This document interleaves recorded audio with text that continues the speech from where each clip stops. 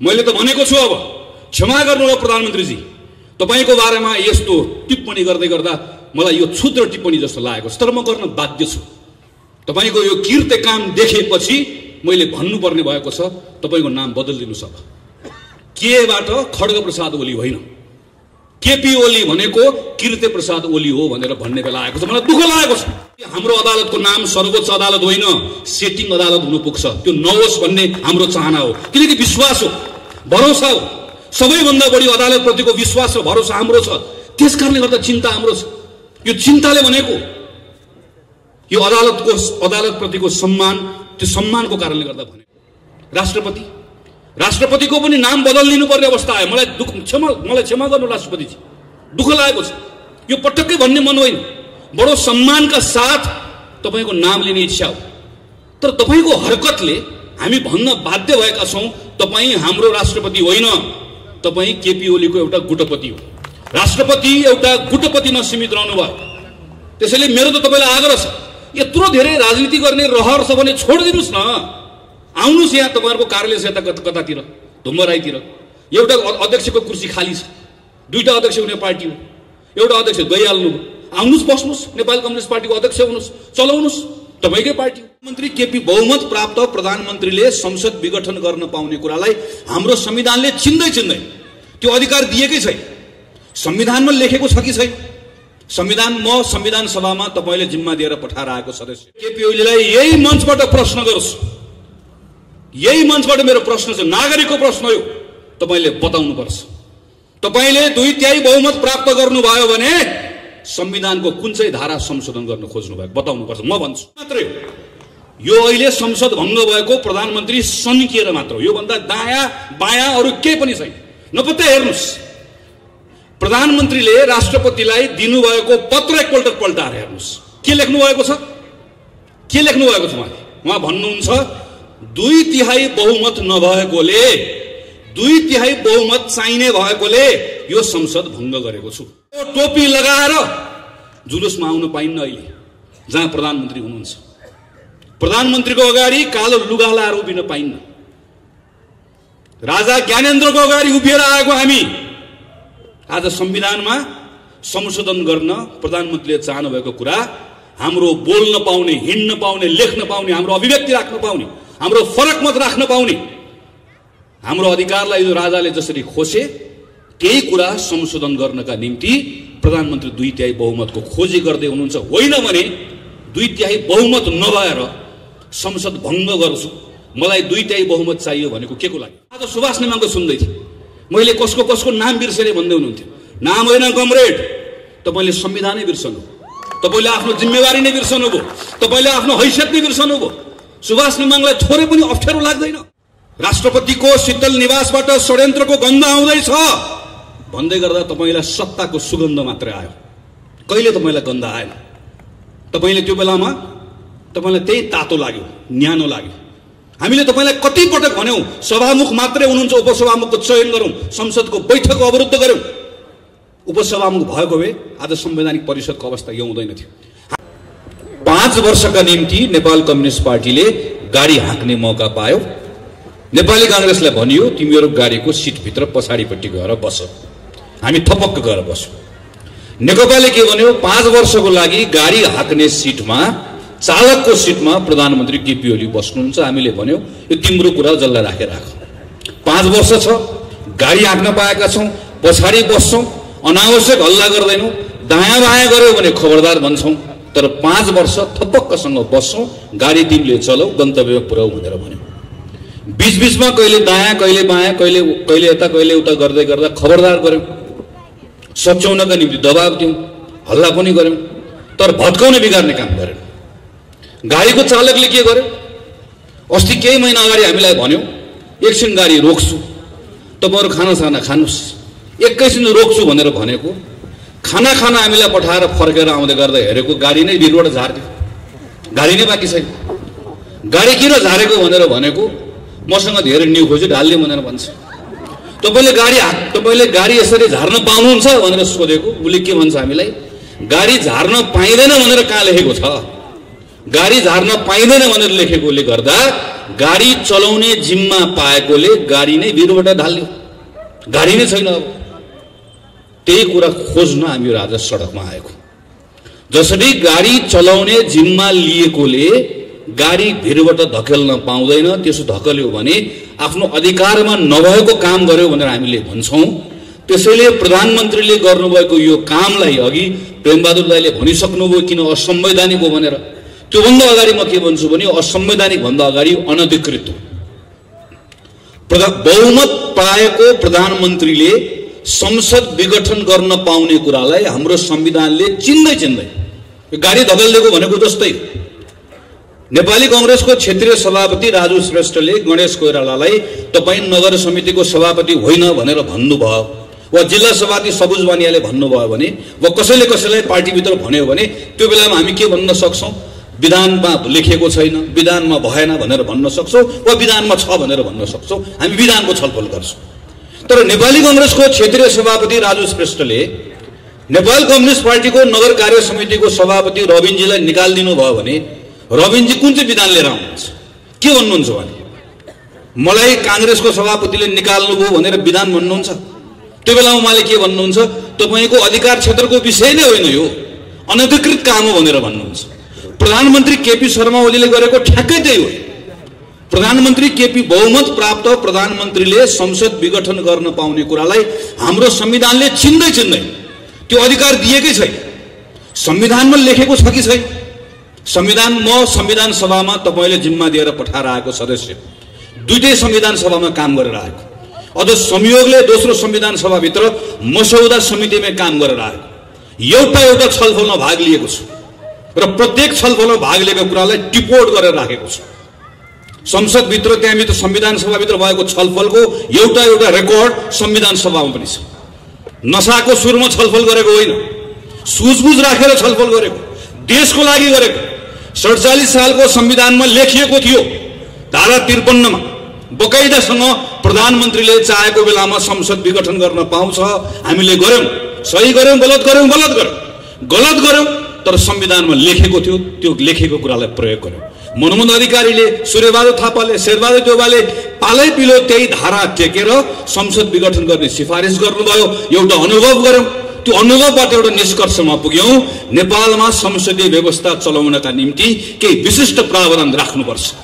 Party आउँछ, बहुमत ल्याउँछ, पार्टीमा झगडा हुन्छ र बहुमत प्राप्त गरेको प्रधानमन्त्रीले पार्टीको झगडाको भारी संसदलाई बोकाइदिन्छ। त्यसैले पार्टीको झगडाको छाया संसदमा पर्नु, त्यसकारणले गर्दा संसदलाई अलग जोगाउनुपर्छ। त्यसका निम्ति एकातिर बहुमत प्राप्त गरेको प्रधानमन्त्रीलाई 2 वर्ष छुन नपाउने व्यवस्था पनि संविधानमा लेखौं, बहुमत प्राप्त गरेको प्रधानमन्त्रीले संसद भङ्ग गर्न नपाउने कुरा पनि संविधानमा लेखौं भनेर लामो छलफल गरेर विद्यादेवी भण्डारी, केपी शर्मा ओली, पुष्पकमल दाहाल, शेरबहादुर देउवा सबैजना भएको संविधान सभाले बनाएको संविधान हो। यो कुनै अलमलै छैन, यो जानेर लेखेको, लामो छलफल गरेर लेखेको। यत्रो कुरा लेख्दै पनि, यत्रो कुरा सबै प्रष्ट हुँदै पनि यदि यो संविधान सभाले बनाएको संविधानमा युगमा नलेखेको कुरा सदर गरिन्छ भने त्यो बेलामा संविधानमा एउटा धारा थपिदिए हुन्छ र धारामा प्रष्ट लेख्दै हुन्छ प्रधानमन्त्री सनक्क सन्केको बेलामा, रिस उठेको बेलामा संसद भङ्ग गर्न पाइनेछ भनेर बगैँचा लेख्दै हुन्छ। भएको त्यति मात्रै हो। यो अहिले संसद भङ्ग भएको प्रधानमन्त्री सन्किएर मात्र हो। यो भन्दा दायाँ बायाँ अरु केही पनि छैन। नपत्तै हेर्नुस्, प्रधानमन्त्रीले राष्ट्रपतिलाई दिनुभएको पत्र एकपल्ट पल्टाएर हेर्नुस्, के लेख्नु भएको छ? उहाँ भन्नुहुन्छ 2/3 बहुमत नभएकोले, 2/3 बहुमत चाहिने भएकोले यो संसद भङ्ग गरेको छु। लेख्नुभएको यति होला। 2/3 बहुमत किन रे? मलाई संविधान संशोधन गर्नु परेकोले 2/3 बहुमत चाहियो। म कमरेड केपी ओलीलाई यही मञ्चबाट प्रश्न गर्छु, यही मञ्चबाट मेरो प्रश्न छ, नागरिकको प्रश्न हो, तपाईले बताउनु पर्छ। तपाईले 2/3 बहुमत प्राप्त गर्नुभयो भने संविधानको कुन चाहिँ धारा संशोधन गर्न खोज्नु भएको बताउनु पर्छ। म भन्छु तपाईले कुन चाहिँ धारा संशोधन गर्न खोज्नु भएको।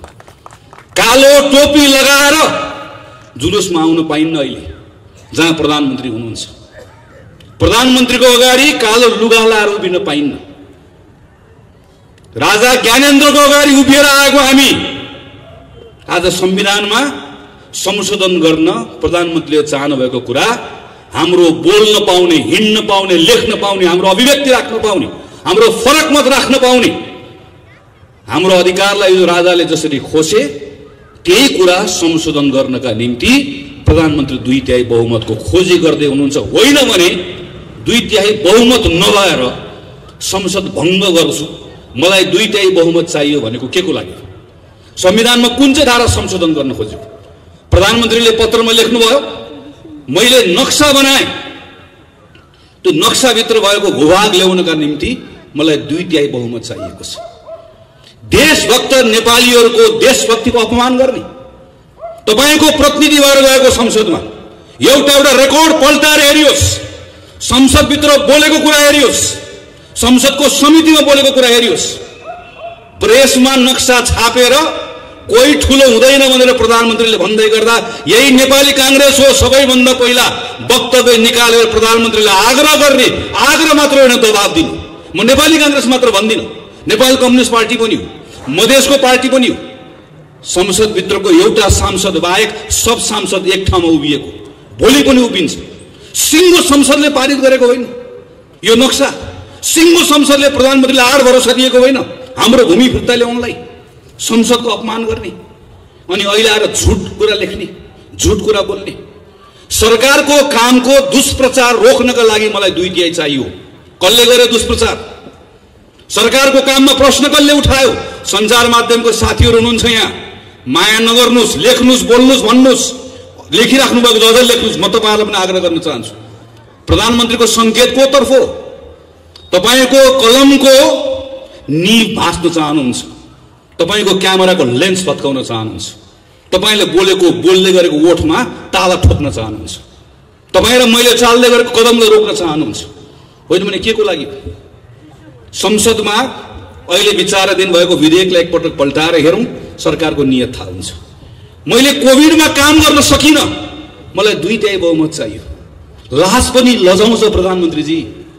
40 अरब रुपियाँ लाग्छ यो चुनावमा, मसँग सुका पनि छैन, मोहर पनि छैन, मेरो खुत्रुके खाली छ भनेर तपाईँ र मलाई खोप लगाउनको लागि प्रधानमन्त्री र मन्त्री माग्ने जस्तो खुत्रुके बोकेर माग्ने, सूचना निकाल्ने, अनि 40 अरब लाग्ने चुनावको भारी हामीलाई बोकाउने, अनि उल्टो पत्रमा के लेख्ने कि मलाई कोभिडमा काम गर्नका निम्ति 2/3 बहुमत चाहियो भनेर लेख्ने। यस्तो निर्लज्जताको पराकाष्ठा हो। त्यसैले प्रधानमन्त्रीले यो बेलामा अनाधिकृत, असंवैधानिक मात्र होइन, चरम अराजनीतिक काम पनि हो। देश कुन अवस्थामा छ? हाम्रो अवस्था के हो? अहिले 101 शक्ति राष्ट्रहरू समेत हल्लिएको बेला छ। अमेरिकाको नयाँ राष्ट्रपति निर्वाचित भएर आउँदै गरेको राष्ट्रपति के भन्छ? म 1 महिनाभित्रमा यति करोडलाई म खोप दिन्छु भनेर भन्छ। सिङ्गो संसारमा निर्वाचनबाट आएका मानिसहरू आफ्नो नागरिकको जनस्वास्थ्यको विषयमा के गर्ने, रोजगारी गुमाएका छन् कसरी पुनर्स्थापित गर्ने, कसरी किसानलाई, मजदुरलाई, सारा मान्छे सबतिर छटपट्टि भइरहेको बेलामा नागरिकलाई कसरी मद्दत गर्ने भन्ने भइरहेको बेलामा हाम्रो प्रधानमन्त्री हिजो संसद चलिरहेको बेलामा संसद रोकेर अर्काको पार्टी फुटाएर संसद अपहरण गर्ने प्रयास गर्नुहुन्छ। मैले गनेर राखेको थिएँ 28-29 दिनसम्म प्रधानमन्त्रीले 17-18 घण्टा काम गर्नुभयो, म्याराथन मिटिङ गर्नुभयो, तर एक पटक तपाईँ र मेरा बारेमा, नागरिकको बारेमा चिन्ता गर्नु भएन। 9 महिना सिंहदरबार टेक्नु भएन। र आज सारा देशभरिका जनता रोग भोग शोकको बेलामा डुबेको बेलामा, यिनका बारेमा सोच्नु पर्ने बेलामा हाम्रो काँधमा, यो बेलामा सांसदहरू सबै त्यो जिम्मेवारी बोकेर हिँड्नु पर्ने बेलामा हामीलाई हाम्रो शिरमा आएर निर्वाचन थोपर्नु भएको छ र भन्नुहुन्छ मलाई 2/3 बहुमत चाहिएको छ। असंवैधानिक पनि छ, अनधिकृत पनि छ, अराजनीतिक पनि छ। यति मात्र छैन, यो किर्ते पनि छ। हामीले हिजो मात्र अदालतको बहस हेर्यौं, सुन्यौं। संवैधानिक परिषदको सिफारिस गर्दै गर्दा किर्ते गरिएको कुरा त हामीलाई राम्रोसँग थाहा भएकै थियो, तर हिजो अदालतमा केही नयाँ कुराहरू सार्वजनिक भएको छ। पुस 5 गते प्रतिनिधि सभाको विघटन गर्दै गर्दा संविधानको धारा उल्लेख नगरिकन पत्र पठाइएको छ, फेरि अर्को पत्र पठाइएको छ। अदालतमा गएर पत्र फिर्ता ल्याइएको छ। अहिले त्यसलाई ढाकछोप गर्ने कुरा कोसिस गरिएको छ। ढाँटेको कुरा काट्ने पनि मिल्दैन भनेको यही हो। मैले त भनेको छु, अब क्षमा गर्नुहोला प्रधानमन्त्रीजी, तपाईको बारेमा यस्तो टिप्पणी गर्दै गर्दा मलाई यो क्षुद्र टिप्पणी जस्तो लागेको छ, तर म गर्न बाध्य छु। तपाईको यो कृत्य काम देखेपछि मैले भन्नुपर्ने भएको छ, तपाईको नाम बदलिदिनुस्। अब केबाट खड्ग प्रसाद ओली होइन, केपी ओली भनेको कृत्य प्रसाद ओली हो भनेर भन्ने बेला आएको छ। मलाई दुःख लागेको छ, तर भन्नुपर्ने अवस्था आएको छ। प्रधानमन्त्रीले यो तहको कृत्य गर्छ, अदालतसँग गएर, राष्ट्रपतिको कार्यालयमा गएर। अनि म अचम्म पर्छु। प्रधानमन्त्रीको वरिपरि हिँड्ने मानिस हाम्रै नगरपालिकाको पनि हुनुहुन्छ साथीहरू। प्रधानमन्त्रीको वरिपरि तपाईँ भन्नुपर्ने, तपाईँ नाङ्गै हुनुहुन्छ प्रधानमन्त्रीजी भन्नुपर्ने, कुरी कुरी भन्नुपर्ने बेलामा वाह वाह भनेको छ, ताली बजाएको छ, ताली बजाएको छ, उचालेको छ, उकासेको छ, हाँसेको छ, थप्पडी बजाएको छ। अलिकति अप्ठ्यारो लाग्दैन? विवेक छैन? भोलि जवाफ दिनु पर्दैन? म आज सुभाष नेमाको सुन्दै थिएँ, मैले कसको नाम बिर्सने भन्दै हुनुहुन्थ्यो। नाम होइन कमरेड, तपाईँले संविधानै बिर्सनु, तपाईँले आफ्नो जिम्मेवारी नै बिर्सनु भयो, तपाईँले आफ्नो हैसियत नै बिर्सनु भयो। सुभाष नेमाङलाई थोरै पनि अप्ठ्यारो लाग्दैन? अहिले पनि, आज पनि उभिएर, आज पनि कुन चाहिँ हलमा कहाँ गएर बोल्दै हुनु त मैले बाटोमा आएर हेर्दै थिएँ। यो संविधान सम्मत छ भनेर भन्न सक्नुहुन्न, अहिले पनि भन्ने आँट छैन। तर पनि आएर यो बेलामा आएर प्रधानमन्त्रीले गलत गरे पनि भन्न सक्नुहुन्न। यस्तो सबै म यसो हेर्छु वरिपरि बसेको मानिसहरू, प्रधानमन्त्रीको टोली, प्रधानमन्त्री त हुनुभयो उहाँको केपी ओली र ओलीको टोली। हाम्रो समस्या यहाँ हो। ओली र ओलीको टोली सँगसँगै अर्को ठुलो समस्या भनेको राष्ट्रपति हुनु।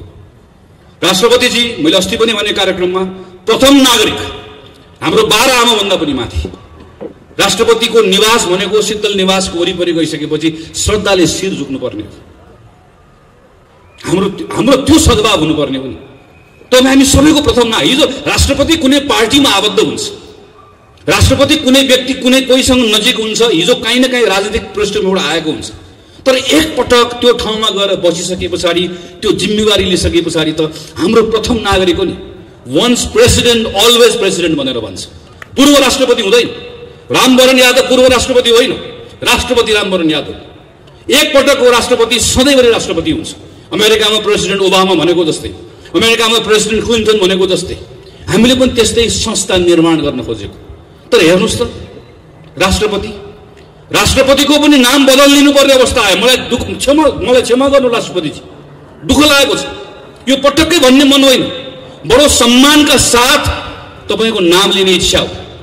तर तपाईँको हरकतले हामी भन्न बाध्य भएका छौँ, तपाईँ हाम्रो राष्ट्रपति होइन, तपाईँ केपी ओलीको एउटा गुटपति हो। राष्ट्रपति एउटा गुटपतिमा सीमित रहनु भयो। त्यसैले मेरो त तपाईँलाई आग्रह छ, यत्रो धेरै राजनीति गर्ने रहर छ भने छोडिदिनुहोस् न। आउनुहोस् यहाँ तपाईँहरूको कार्यालय छ यता कतातिर, धुम्मराईतिर एउटा अध्यक्षको कुर्सी खाली छ। 2टा अध्यक्ष हुने पार्टी हो, एउटा अध्यक्ष गइहाल्नु भयो। आउनुहोस्, बस्नुहोस्, नेपाल कम्युनिस्ट पार्टीको अध्यक्ष हुनुहोस्, चलाउनुहोस्, तपाईँकै पार्टी हो। तपाईँ पार्टी चलाउनलाई, तपाईँको गुट चलाउन त्यत्रो आतुरता छ, तपाईँलाई देश चलाउने जिम्मा भन्दा त्यो महत्त्वपूर्ण। आउनुहोस्, तर तपाईँले सक्नु भएन। तपाईँ हाम्रो राष्ट्रपति हुन सक्नु भएन। राष्ट्रपतिले सम्मान आर्जन गर्ने भनेको त, आस्था भनेको त जित्ने हो नि बाबा। जबरजस्ती गरेर मलाई सम्मान दिने भनिदिन्छु नि, अगाडि त भनिदिउँला। तर आस्था भनेको त यहाँबाट आउँछ, हृदयबाट आउँछ नि। तपाईँले गुमाउनु भयो। जसरी प्रधानमन्त्री केपी शर्मा ओली र उहाँको टोली, यसको सबैभन्दा ठुलो यो संवैधानिक अपराधको, यसको कुको सबैभन्दा ठुलो यसको जिम्मेवार हो, यसको साझेदार राष्ट्रपति हो। यो परिस्थिति निर्माण गर्नेमा अर्को ठुलो जिम्मेवारी उहाँले बोक्नै पर्छ। त्यो जिम्मेवारी बोक्ने भनेको नेपाल कम्युनिस्ट पार्टीको अर्को टोली हो। मैले आजभोलि उहाँहरूलाई के भन्ने गरेँ, नेपाल कम्युनिस्ट पार्टी कोष्टमा हामी यहाँ छौँ। उहाँहरूलाई त्यसो गरी चिन्न सजिलो हुन्छ। कसरी चिन्ने नभए नेपाल कम्युनिस्ट पार्टी हामी यहाँ छौँ भनेपछि थाहा हुन्छ हामीलाई। जहाँ अहिले आजभोलि लेखेर राख्नुहुन्छ हामी यहाँ छौँ भनेर। मेरो उहाँहरूलाई धेरै कुरा छैन, मैले खालि उहाँहरूलाई केही कुरा स्मरण गराउने मात्रै हो। भेटेर स्मरण गराउने मन छ, दिनहरू मितिहरू स्मरण गराउने मन छ। हामीले संसदमा लडेको बेलामा तपाईँहरू कहाँ हुनुहुन्थ्यो?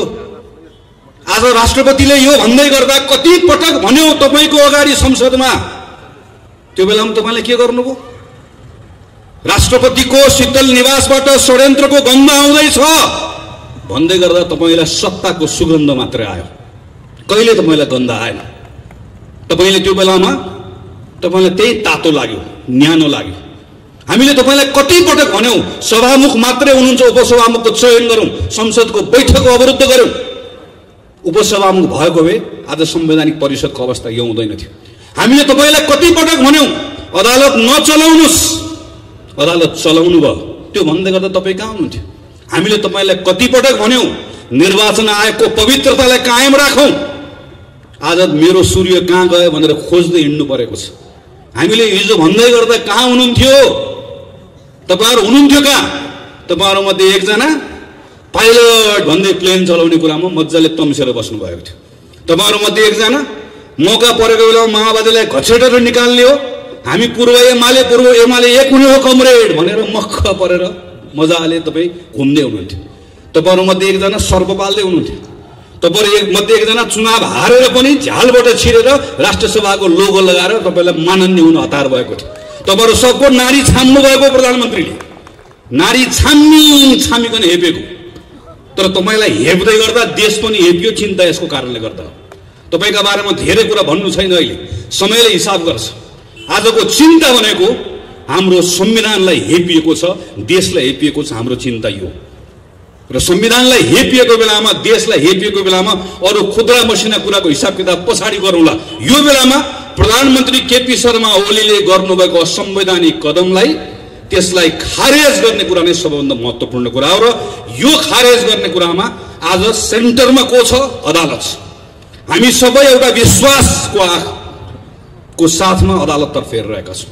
अदालतले न्याय गर्नुपर्छ, अदालतले विवेक पुर्याउनुपर्छ। अदालतमाथि पनि थुप्रै प्रश्नहरू उठेका छन्। ती सबै प्रश्नहरू हामी सडकबाट खारेज गर्न सक्दैनौँ। अदालतको निर्णयले ती प्रश्नहरू खारेज गरिदियोस् भन्ने हामी चाहन्छौँ। अदालतमा हिजो पार्टीमा आबद्ध भएका मानिसहरू पनि पुगेका छन्, पुग्छन्। म त्यसलाई अनौठो मान्दिनँ, अनौठो मात्र होइन, म त्यसलाई स्वाभाविक मान्छु। प्रेमबहादुर दाइ यहाँ हुनुहुन्छ, आज काङ्ग्रेसको नेता हुनुहुन्छ, मभन्दा पहिलादेखि नेपाली कांग्रेस पार्टीमा लाग्नु भएको वरिष्ठ अधिवक्ता हुनुहुन्छ। तर यो हामी प्रेमबहादुर दाइहरूले सिकेको, हामीलाई सिकाएको कुरा यही हो।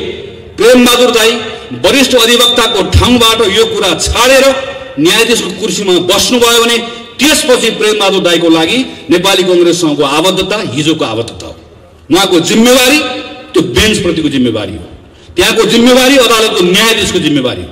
हामी अहिलेको न्यायाधीशहरूबाट त्यही कुराको अपेक्षा गर्दछौँ। अदालतमा दर्ता भएको पत्र हराएको छ, श्रीमानले जवाफ दिनुपर्छ। पत्र कहाँ गयो? अदालतमा दर्ता भएको पत्र सरकारले कसरी लिएर गयो? दोषीको हो, दोषीलाई दण्ड दिनुपर्छ। होइन भने यसलाई खालि यताउता पन्छाएर मात्रै चित्त बुझ्दैन, श्रीमान चित्त बुझ्दैन। चित्त हाम्रो बुझ्नुपर्छ। न्याय गरे भनेर मात्र हुँदैन, न्याय गरेको देखिनुपर्छ। प्रधानमन्त्रीले त खुल्लम खुल्ला भन्नुभएको छ, मैले अदालत मिलाएको छु भनेर। हामी अदालतको सम्मान रहोस् भन्ने चाहन्छौँ। अदालतलाई हाम्रो संविधानले सर्वोच्च अदालत भनेर मात्र चिन्छ। सम्मानित अदालत त हामीले बनाएको। सम्मान भनेको मैले फेरि भन्छु आर्जन गर्ने हो, जबरजस्ती कहीँबाट सम्मान आउँदैन। त्यो सम्मान नगुमोस्, अदालतको साख नगुमोस्। यदि अदालतको साख गुम्यो भने त्यसपछि हाम्रो अदालतको नाम सर्वोच्च अदालत होइन, सेटिङ अदालत हुन पुग्छ। त्यो नहोस् भन्ने हाम्रो चाहना हो, किनकि विश्वास हो, भरोसा हो। सबैभन्दा बढी अदालतप्रतिको विश्वास र भरोसा हाम्रो छ। त्यसकारणले गर्दा चिन्ता हाम्रो छ। यो चिन्ताले भनेको यो अदालतप्रतिको सम्मान, त्यो सम्मानको कारणले गर्दा भनेको। त्यसैले आदरणीय साथीहरू, आदरणीय अग्रजहरू, यो बेलामा यस कारणले गर्दा नेपाली कांग्रेस सडकमा आएको छ। एउटै प्रश्न बोकेर आएको छ, एउटै विचार बोकेर आएको छ, एउटै मन लिएर आएको छ। कोही अलमलिनु पर्दैन। पार्टीका नेताहरूले भनेका कुराहरू, तरिकाहरू, आफ्नो शैलीहरू होला, शैलीहरू फरक हुन सक्दैन। हाम्रो कुरा एउटै छ, हाम्रो कुरा एउटै छ। र हाम्रो त्यो कुरा भनेको प्रधानमन्त्रीले गर्नुभएको काम असंवैधानिक हो। त्यस कारणले गर्दा आजको दिनमा असंवैधानिक कदम खारेज हुनुपर्छ र संविधानको पुनर्स्थापना हुनुपर्छ। यहाँ त संविधान चलाइएको छ, संसदको पुनर्स्थापना वा निर्वाचन, यो त गौण कुरा। यहाँ मुख्य कुरा भनेको संविधानको पुनर्स्थापना हो। संविधान ठिक ट्र्याकमा आइसकेपछि संसद आउँछ, संसद पुनर्स्थापना हुन्छ, पुनर्स्थापित संसदले देशलाई फेरि लाने निर्वाचनमै हो। देश ढिलो चाँडो निर्वाचनमै जान्छ, त्यो निर्वाचनबाट नयाँ जनादेश आउँछ, त्यही नयाँ जनादेशले फेरि सबै कुरालाई ठिकठाक ढङ्गले सम्हाल्छ। तर त्यहाँसम्म पुग्नका निम्ति जाने बाटो ठिक हुनुपर्छ, र त्यो जाने बाटो भनेको विधिको बाटो, प्रक्रियाको बाटो। त्यो विधिको बाटोबाट प्रक्रियाको बाटोबाट जाँदै गर्दाखेरि यो बेलामा जाने जम्मा एउटा बाटो छ। सर्वोच्च अदालतप्रतिको हाम्रो विश्वास छ, हाम्रो भरोसा छ। प्रधानमन्त्रीले जे कुरा भन्नुभएको भए पनि, बाहिर जे हल्ला चलेको भए तापनि ती सारा कुरालाई अदालतले खारेज गरिदिन्छ र अदालतले न्याय गर्छ, अदालतले विवेक पुर्याउँछ, संविधानको पक्षमा उभिन्छ र त्यही निर्णयबाट संविधान सच्चिने काम हुन्छ। आदरणीय साथीहरू, यो बेलामा कांग्रेस यसकारणले गर्दा पनि अरू बढी चिन्तित हुनु परेको छ, किनकि संविधानमाथि प्रश्नहरू उठ्दै गर्दा संविधानको धाराहरूमा त चलाइएको हुन्न, संविधानप्रतिको विश्वास पनि चलाइएको हुन्छ। 15 सालमा संविधान बन्यो, 17 सालमा राजा महेन्द्रको महत्वाकांक्षाले खायो। राजा महेन्द्रले महत्वाकांक्षा नराख्नु भएको भए आज हामीसँग 60 वर्षको संसदीय प्रजातन्त्रको इतिहास रहन्थ्यो र आज संवैधानिक राजतन्त्र पनि रहन्थ्यो, केही फरक पर्दैन थियो। हामी संवैधानिक राजतन्त्र भएको, संसदीय प्रजातन्त्र भएको, एउटा परिपक्व हाम्रो राजनीतिक आर्थिक संस्थाहरू भएको, लोकतान्त्रिक संस्थाहरू भएको नेपाल एउटा विकासको अर्को चरणमा पुगिसकेको देश हुन्थ्यो। यो पुस्ताको नेपालीहरू काम खोज्नको लागि कतार इजरायल जानु पर्दैन थियो। हाम्रो 30औं वर्ष खेर गयो। 40 सालपछि अघि सभापतिले चर्चा गर्नुभयो, म त 48 सालको एसएलसी दिएको मान्छे। 40 सालको आन्दोलनमा त क्लास 9 मा पढ्थेँ। प्रजातन्त्र जिन्दाबाद भन्दै भन्दै बाहरू सबै हामी पनि हिँड्यौँ, सबै कुरो बदलिन्छ भन्ने लाग्यो। गल्ती हामीले पनि गर्यौँ, कमजोरी हामीले पनि गर्यौँ। महामारीको दुस्साहस, यत्रो मानिसहरू मारे अनाथ, दरबारको षड्यन्त्र, फेरि गयो 10-15 वर्ष खेर। 65 सालपछि फेरि आयो। यो पनि त 12-13 वर्ष भइसक्यो। 10 वर्ष लाग्यो। राजनीतिक संक्रमणको नाममा एउटा संविधान सभा आयो, भङ्ग भयो, यो भयो, त्यो भयो, बल्ल बल्ल संविधान आयो। अब एउटा मान्छेलाई सनकछले भत्काइदिने अब, अनि वैशाखपछि के गर्ने अब? संविधानले त बाटो देखाउँदैन। अनि फेरि अर्को एउटा कोर्समा जाने, फेरि एकपटक फेरि प्रजातन्त्र गुमाउने, अनि अलि वर्षपछि अर्को पुस्ता आउने, अनि त्यो बेलामा फेरि हामी सिनियर हुने, त्यो पुस्ताले आएर फेरि उसले आएर फेरि आन्दोलन गर्ने, अनि आन्दोलनबाट फेरि प्रजातन्त्र पुनर्स्थापना हुने, घुमिराख्ने हामी के अगाडि बढ्ने हो? हाम्रा कति विषयहरू छन्, हाम्रा कति मुद्दाहरू छन्, यी तमाम विषयलाई सम्बोधन गरेर अगाडि बढ्ने होइन। त्यस कारणले गर्दा यो संविधान चलाएको कुरालाई सामान्य रूपमा नलिउँ। म खास गरी तन्नेरी साथीहरूलाई आग्रह गर्छु, जेनेरेसनको कुरा हो यो। मैले देखेको छु मेरो आँखा अगाडि मेरो जेनेरेसन जसले योभन्दा फरक ढङ्गबाट सायद योगदान पुर्याउन सक्थ्यो होला, गयो नि हाम्रो 15-20 वर्ष। अर्को जेनेरेसनको जान्छ। नेपाललाई यही अवस्थामा राख्ने हो कि अगाडि लिएर जाने हो? म मात्र होइन, हामी सबै चाहन्छौँ, सायद होइन पक्कै पनि हामी सबै चाहन्छौँ हाम्रो जीवनकालमा हाम्रो देश बदलिएको हेर्न चाहन्छौँ नि। हामी यस्तो परिचय भएको नेपाल चाहन्नौँ नि, यो बदलेको चाहन्छौँ, विकासको अर्को चरणमा पुग्न चाहन्छौँ। यसरी पुगिन्छ, पुगिन्न नि। त्यसरी अहिले जहाँनिर यसलाई रोक्ने प्रयास भएको छ, यसबाट बचाउनुपर्छ। हेर्नुहोस्, जब शासकहरू कमजोर हुन्छन् त्यो बेलामा तिनले जनताको भावनासँग खेल्न थाल्छन्। कोही धर्मको नाममा खेल्छन्। हेर्नुहोस् त कहिलेकाहीँ मान्छेहरू त कोही के भनेर आउँछ, जसले हिजो मौका पाएको बेलामा हाम्रो मन्दिरको मूर्ति छाडेन, उसले तपाईँ र मेरो मन्दिर जोगाउँछु भनेर आउँछ, तपाईँ र मेरो धर्म जोगाउँछु भनेर आउँछ। हाम्रो धर्म यति कमजोर छ, अनि हामीलाई कहिलेकाहीँ लाग्छ हो हाम्रो बा खतरामा परे यसले जोगाइदिन्छ कि, हामीलाई लाग्छ। कहिले हाम्रो जात जोगाउँछु भनेर आउँछ, अनि अर्को को आउँछ, कहिले देश जोगाउँछु भनेर आउँछ। नक्सा बनाएको बेलामा म सम्झन्छु, जब भारतले एकतर्फी नक्सा बनायो, हामी सब बोल्यौँ, काङ्ग्रेस कम्युनिस्ट सबै बोल्यौँ। म अहिले पनि प्रधानमन्त्रीलाई आरोप लगाउँदिनँ। प्रधानमन्त्रीले तुरुन्तै नक्सा नबनाउँदै गर्दा सायद देशको प्रधानमन्त्रीले हामीले भन्दा फरक ढङ्गले सोच्नुभयो होला, उहाँले सोच्नु पनि पर्छ। यसलाई हामीले सडकको विषय बनाएनौँ, हामीले उहाँमाथि दबाब दियौँ, एउटा आधार उहाँलाई दियौँ, नक्सा बनायो। आज हामी के चाहन्छौँ, नेपालको जोसुकै प्रधानमन्त्री होस्, अब हामी भारतसँग यो विषयका सन्दर्भमा हामी समान सम्बन्धका आधारमा विषयलाई टुङ्ग्याउन चाहन्छौँ। भारतसँग पनि त्यही हो, चीनसँग पनि त्यही हो, अमेरिकासँग पनि त्यही हो। हाम्रो विदेशसँग हुने सबै सम्बन्धहरू समानताका आधारमा हुनुपर्छ र नेपाल यो ठाउँमा एक ढिक्का भएर उभिनुपर्छ भन्ने चाहन्छौँ। तर हेर्नुहोस् त यो विषयलाई कहिले नक्सा बनाएकोले मलाई मेरो पार्टीबाट निकाल्दिन खोज्यो, नक्सा बनाएकोले मलाई प्रधानमन्त्री बदल्दिन खोज्यो, नक्सा बनाएको कारणले गर्दा मलाई घेराबन्दी गरेर अलिकति अप्ठ्यारो लाग्दैन? यसो भन्दै गर्दा प्रश्न गर्नु पर्दैन? प्रत्येकले प्रश्न गर्नुपर्छ। हेर्नुहोस्, यही अस्ति मैले हेरेँ, मलाई छक्क पर्छु कहिले। यही जी टेलिभिजनको पत्रकार हो जसले हाम्रो प्रधानमन्त्रीलाई चीनको राजदूतसँग जोडेर अश्लील शब्दहरू प्रयोग गरेर समाचार बजाउँदै गर्दा हामी हो संसदमा बोल्ने, हामी हो सामाजिक सञ्जालमा लेख्ने, खबरदार प्रधानमन्त्री केपी शर्मा ओलीसँग हजार असहमति छन्, तर मेरो प्रधानमन्त्री हाम्रो प्रधानमन्त्री हो, हाम्रो प्रधानमन्त्रीको बारेमा लेख्ने खबरदार भनेर लेख्ने हामी हो। मैले लेखेको भाषामाथि त्यो बेलामा गरेको टिप्पणी मैले पनि सम्झन्छु। यसरी नलेख्नुहोस् पछि अप्ठ्यारो पर्ला भनेर लेखेको सम्झन्छु। मैले मात्र होइन, सयौं साथीले लेखे, पत्रकार लेखे, सबले लेखे। अनि हिजो मेरो प्रधानमन्त्रीको अपमान गर्ने, मेरो देशको अपमान गर्ने त्यही पत्रकारलाई बोलाएर सेटिङ गरेर अनि बालबठार बोलाएर अन्तर्वार्ता दिने, सबले थपडी बजाउने। अनि त्यही पत्रकार भोलिपल्ट गएर फेरि चाहिँ उसले लगेर सर्वत्र फेरि नाङ्गे बनाइदिने सगरमाथामा गएर, अनि फेरि त्यसपछि बर्बाद गरे भनेर भन्ने। सानो कुरामा हामी उत्तेजनामा आउने, बहकिने। त्यो केले गर्छ? कमजोर भयो भने हाम्रो भावनासँग खेल्छ, कसैले धर्मको नाममा खेल्छ, कसैले जातको नाममा खेल्छ। आज हाम्रो परराष्ट्र मन्त्री जानुभएको छ, संसद भङ्ग गरेर जानुभएकोले हाम्रो परराष्ट्र मन्त्रीलाई हेपेको छ। यहाँ ठुल्ठुलो कुरा गरेर भयो पत्रकारसँग। हाम्रो परराष्ट्र मन्त्रीले भारतको प्रधानमन्त्री भेट्न पाउनु भएन, उहाँबाट आएको जासुसले भेट्छ, जासुसले मास्क लगाएर आएर छिरेर भेट्छ हाम्रो प्रधानमन्त्री। यहाँ चीनको जासुसले पनि भेट्छ, भारतको जासुसले पनि भेट्छ। हामीले देखेनौँ, पढेनौँ, सुनेनौँ।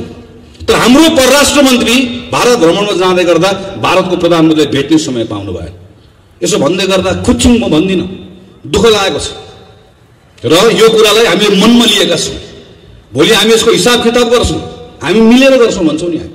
हामी यसलाई हाम्रो घरभित्रको हाम्रो जनमत निर्माण गर्ने कुरामा प्रयोग गर्दैनौँ, गर्नु पनि हुँदैन। धर्मको कुरा, जातको कुरा, देशको कुरा खेलाची कुरा होइन, र यसलाई मौका पाएको बेलामा अर्काको विरुद्ध प्रयोग गर्ने कुरा पनि होइन। तर यिनै कुराहरूलाई प्रयोग गर्न खोजिएको छ। त्यस कारणले गर्दा बोल्नुपर्छ साथीहरू, भन्नुपर्छ। त्यसैले म तपाईँहरू सबलाई आग्रह गर्छु, कोही अलमलमा रहनु पर्दैन। एउटा ठुलो षड्यन्त्र देशमा, ठुलो षड्यन्त्रमा यसलाई हालिसक्यो, अँध्यारो सुरुङमा हालिसक्यो। मैले त सुनिरहेको छु, प्रहरी चलाउने, सेना चलाउने थुप्रै हरकतहरू अरू केही दिनमा गर्न खोजिँदैछ भन्ने कुराहरू सुनिराखिएको छ। यी सब कुराहरूमा हामीले रोक्नुपर्छ। हामीले अहिले बोलेनौँ भने पछि इतिहासले हामीलाई सराप्नेछ। हामी अहिले बोल्यौँ, एक ठाउँमा आयौँ, एक ढिक्का भएर बोल्यौँ, ठिक ढङ्गले उभियौँ भने छोडिदिनुहोस्, चुनाव आफै हुन्छ। चुनावमा परिणाम हाम्रो पक्षमा आफै। जनता विवेकी छन् नि, उनले हेरिहाल्छन् नि, उनले मूल्याङ्कन गरिहाल्छन् नि। यो बेलामा नेपाली कांग्रेसले आफ्नो धर्म निर्वाह गरिरहेको थियो, कर्तव्य पूरा गरिरहेको थियो भनेर भन्यो भने जनता समय आएको बेलामा हामीसँग आउँछन्, उभिन्छन्। हाम्रो कर्तव्य यो बेलामा त्यस कारणले गर्दा गाउँमा जाने, टोलमा जाने, सबैतिर जाने गरेर गएर बताउने मात्र होइन, भरोसा पनि दिने। कांग्रेस रुने होइन, कांग्रेसले यो बेलामा ढाडस दिने हो, भरोसा दिने हो। जनताको बीचमा प्रधानमन्त्रीले असंवैधानिक कदम चाल्नु भएको छ, तर हामी सच्याएर छाड्छौँ भनेर भन्ने हो। प्रधानमन्त्रीले देशलाई अँध्यारो सुरुङतर्फ धकेल्न खोज्दै हुनुहुन्छ, तर हामी रोकेर छाड्छौँ भन्ने हो। प्रधानमन्त्री र नेपाल कम्युनिस्ट पार्टीले जनताको मतको अपमान गर्यो, अपमानको बदला लिएर छाड्छौँ भन्ने हो। हामीले हिसाब किताब गरेर छाड्छौँ भन्ने हो। हामीले त्यो आड दिने हो, त्यो भरोसा दिने हो। कांग्रेसको साथीहरूले एउटा ताकत आफूमा पनि राख्ने हो, जनतालाई पनि एउटा आड भरोसा दिने हो। यो काममा तपाईँहरू सबै लागिराख्नु भएको छ, थप लाग्नुहुन्छ भने विश्वासको साथमा आज नगर कार्य समिति यत्रो भव्य कार्यक्रम गर्यो। यहाँहरू सबैलाई हार्दिक धन्यवाद दिँदै मेरो आफ्नो कुरा टुङ्ग्याउँछु। धन्यवाद, नमस्कार, जय नेपाल।